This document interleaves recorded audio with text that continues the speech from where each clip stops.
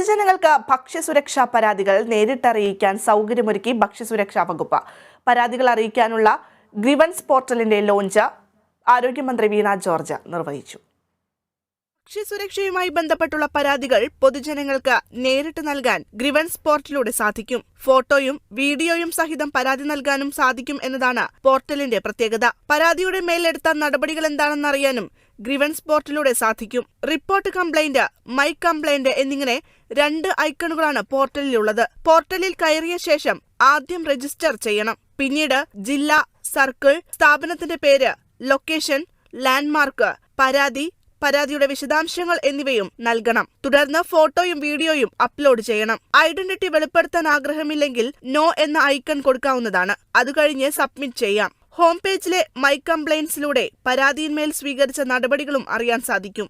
Kerala vision news, Kochi.